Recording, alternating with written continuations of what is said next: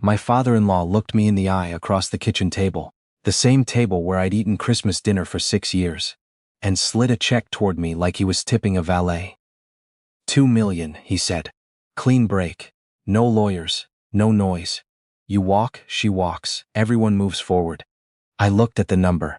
I looked at him. Then I smiled, picked up the check and said, I'll need a few days to think. He nodded like he'd already won. He hadn't. My name is Lyndon Cross, and I've never been the loudest man in the room. I grew up in a 2-bedroom house in Akron, Ohio, put myself through state school on loans and part-time work, and built a small but solid software consulting firm from a laptop and a lot of cold calls.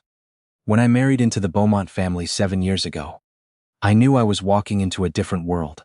Their money was old. Their opinions were older. And from day one, my father-in-law made it clear, quietly, always quietly, that he considered me a temporary arrangement.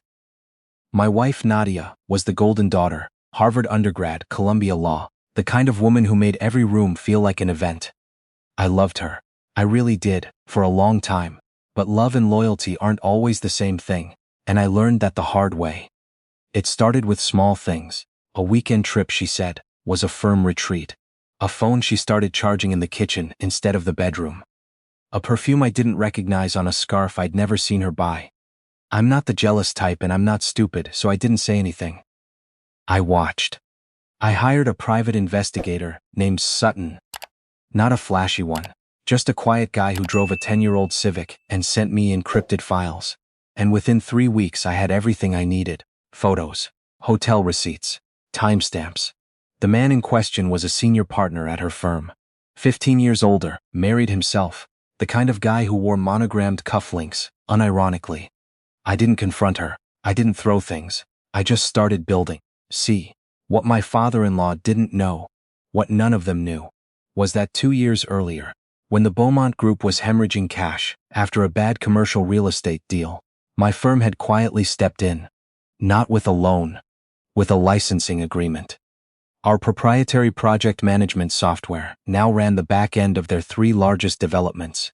I had negotiated it myself, late one night, with a handshake and a contract that my lawyer had drafted with unusual precision. The contract included a clause my father-in-law had never read carefully. If the licensing relationship was terminated under adversarial conditions, the rights to all integrated data reverted to my firm within 30 days. In plain language, they couldn't run their projects without me. So when he slid that check across the table, I was already 3 moves ahead. I took the 2 million. I signed the separation agreement his lawyers drafted. I moved out of our house in Westport, into a furnished apartment in New Haven, and I let my wife and her family believe I was gone. Let them pop champagne. Let her firm partner breathe easy. Let my father-in-law tell his friends at the club that he'd handled it cleanly. I spent those first weeks in New Haven running. Not from anything, just running. 5 miles every morning before the city woke up, along the waterfront where the light came in flat and gray and honest.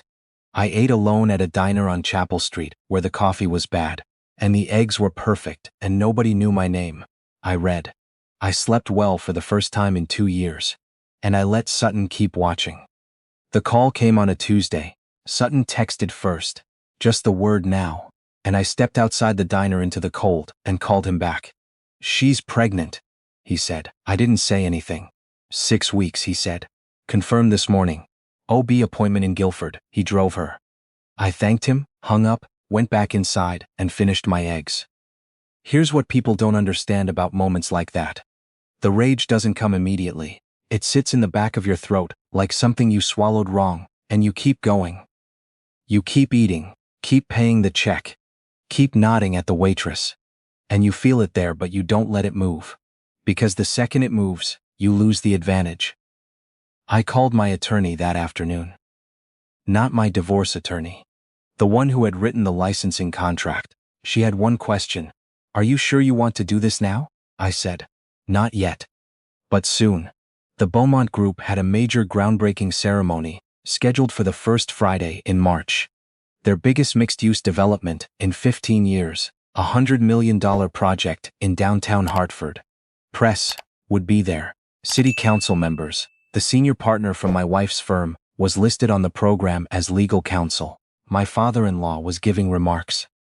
It was supposed to be the moment that cemented his legacy. The project that put the family name on a building that would stand for 50 years. I waited. 3 days before the ceremony, my attorney sent a formal notice of breach to the Beaumont Group's general counsel. The notice cited a clause in the licensing agreement, Section 7, Paragraph 3, that I had flagged internally 18 months ago and never mentioned aloud. It stated that any change in control of the licensed entity, or any failure to disclose material conflicts of interest involving a company officer, constituted grounds for immediate review of the licensing relationship. My father-in-law was an officer of the company. He had accepted $2 million of company funds to settle a personal family matter. My separation agreement, without disclosing it to the board. That was the conflict. I didn't pull the software that day. I just made sure the letter arrived on a Wednesday, so their lawyers would spend Thursday in emergency sessions instead of sleeping, and by Friday morning, when my father-in-law was supposed to be standing at a podium in Hartford, shaking hands with the deputy mayor, his general counsel was on the phone with me instead. I didn't attend the groundbreaking. I was in New Haven at the same diner, same booth, drinking the same bad coffee. Sutton sent me a photo someone had posted publicly, the podium with no one at it, the crowd starting to thin, a junior associate from my wife's firm standing in with a tablet, clearly improvising remarks no one had prepared for her. My father-in-law called me that afternoon. The gravitas was gone from his voice. What was left sounded older, smaller. "You did this on purpose," he said. "I filed a legal notice," I said. "I did it by the book." "What do you want, Lyndon?" "Not what do you want, son, just Lyndon." "I noticed that." "I want the licensing agreement renegotiated," I said. "New terms. My firm gets an equity stake in the Hartford project, 4%, and I want a seat on the development committee, non-voting, advisory only. That's it. You're out of your mind. You have until Monday." I hung up and went for a run. The weekend was quiet. Nadia called twice. I let it go to voicemail. Her messages were short, controlled, the voice of a lawyer trying not to sound like a wife. The second one said, "We need to talk about what you're doing to this family." I listened to it once and deleted it. Her family called it manipulation. They called it coercion. My father-in-law told his attorney, I had planned this from the beginning, that I had engineered the entire marriage as a long con, to extract myself with leverage. That wasn't true. I had married Nadia because I loved her. The contract clause was just good legal practice. I had started paying attention only after I had something to pay attention to. But here's the thing about powerful families. When they feel cornered, they tell a story where they're the victim. And they tell it loud enough that after a while even they believe it. Monday came. My attorney received a call at 8 a.m.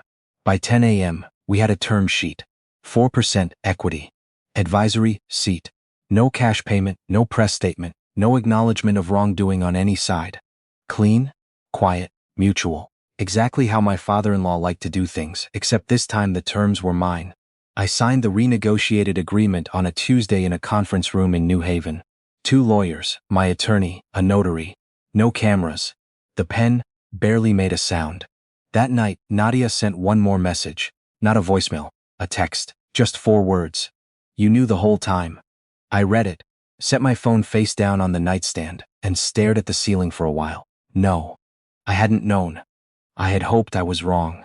I had spent almost a year hoping I was reading the signs incorrectly, that the receipts and the late nights and the perfume I didn't recognize meant something ordinary, something innocent. Nobody wants to be right about something like that. But I had prepared anyway, because that's the thing they never consider about quiet people. We plan for the worst while hoping for the best. And when the worst arrives, we're not surprised, just sad. The pregnancy became public knowledge 3 months later, in the way these things do in small connected worlds. A friend of a friend, a leaked email, a comment at a function that got back to the wrong person. The timeline made things complicated for Nadia and her partner at the firm, since she was still technically married to me when the pregnancy began. The Bar Association has opinions about certain kinds of personal entanglements between partners at the same firm. I didn't report anything. I didn't need to. Someone else connected the dots, which is usually how it goes. He resigned from the firm in April. No public statement. His wife filed for divorce in May. Nadia was listed in the complaint as a contributing factor, which meant it became part of the court record, which meant it became findable. By June, the tabloid energy around the Hartford project, there wasn't much, but enough, started asking questions about the legal counsel who had withdrawn. My father-in-law spent the summer doing damage control, which kept him too busy to bother me. I expanded my firm that year, took on 2 new developers, moved the office from my apartment to a proper space on Orange Street, and landed a contract with a mid-size architecture firm that had been looking for exactly what we built. I didn't announce it. I didn't post about it. I just worked. In the fall, I flew to Denver for a conference. Nothing dramatic, just industry stuff. 2 days of panels and bad hotel coffee. And on the last morning, I sat in the lobby waiting for my car to the airport when someone tapped my shoulder. It was my father-in-law's younger brother, a man I'd always liked, despite everything. Someone who had quietly apologized to me at a family dinner years ago for something his brother had said. He sat down without being invited. "For what it's worth," he said, "I told him to treat you like family. From the beginning, I didn't say anything." He didn't listen. He shrugged. He never does. My car came. I shook his hand, picked up my bag and walked out. 18 months after the kitchen table and the check, I took a long weekend in Vermont, rented a cabin outside of Stowe, the kind of place with no Wi-Fi, and a wood stove, and a lake you could see from the porch. I brought books I'd been meaning to read, and groceries for 3 days, and I didn't tell anyone where I was going. On the second morning, I woke up before sunrise, and sat on the porch with a cup of coffee, and watched the light come over the water. There was ice at the edges of the lake, thin and new, and the sky went from black to gray to something that wasn't quite pink. A heron landed on the far bank and stood there perfectly still, and I sat there watching it for a long time. I thought about what I'd wanted when this started. Not the equity stake, not the advisory seat. Before any of that.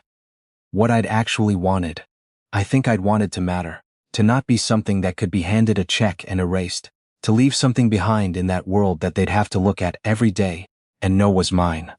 I got that. Not the way I'd imagined. But I got it. The divorce was finalized the following January. No drama, no courtroom, just signatures and a date stamp and a scan, emailed to my attorney's paralegal. I was at my office when it came through. I read the email, closed my laptop, and went to get lunch. The diner on Chapel Street was still there, same bad coffee, same good eggs, same booth, by the window, where you could watch people walk past without them noticing you. The waitress had stopped asking if I was waiting for someone around the 3rd month. She just brought the coffee when she saw me come in. A few weeks after everything was settled, I got a call from a number I didn't recognize. I almost didn't answer. But something made me pick up on the last ring. It was a developer. Not connected to the Beaumonts, not connected to anything in my recent history, who had found my firm through the architecture contract, which had apparently gotten around in the right circles. He wanted to talk about a project, something new, something ambitious, the kind of contract that would take my firm from small to significant. We talked for 40 minutes. At the end he said, "I heard you're someone who understands how to structure a deal so everyone respects it." I said that was probably accurate. "Good," he said, "that's what I need." We met the following week, signed a letter of intent by the end of the month, and I started building something that had nothing to do with where I'd been, and everything to do with where I was going. I never asked for any of what happened. I didn't walk into that marriage with a plan. I walked in with the honest belief that it would last. But when it didn't, when the people who were supposed to welcome me decided I was disposable, I made sure they were wrong. Not because I wanted revenge. I want to be clear about that. Revenge is loud and exhausting, and it requires you to keep caring about people who have stopped deserving it. I didn't want revenge. I wanted correction. I wanted the record to show that I was here, that I built something, that they couldn't buy me out of a story I had helped write. And now they walk past my name on every quarterly report for a building, that will stand in Hartford for the next half-century. That's enough. That's more than enough.